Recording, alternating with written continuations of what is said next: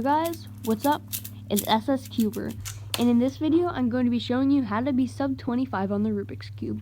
So sub 25 isn't definitely the biggest milestone in cubing, but it's still something that takes a lot of people a bit of time.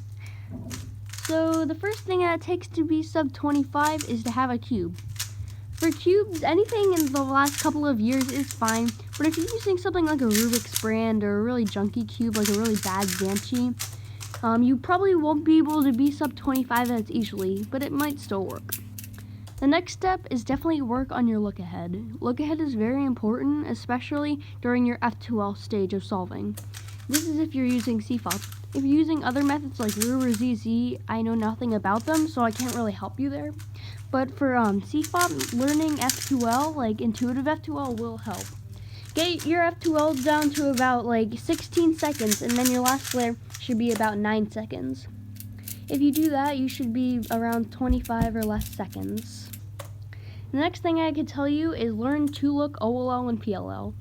Full OLL and PLL will definitely help out a ton, but it's kind of useless if you're trying to be sub 25. Full PLL will help a lot more, in my opinion, than OLL, because if you learn full OLL, a lot of times people aren't good at recognizing them as much. Alright, so my last step that I'm going to give you on being sub 25, which really isn't that many steps, is to just practice. Practice and believe in yourself.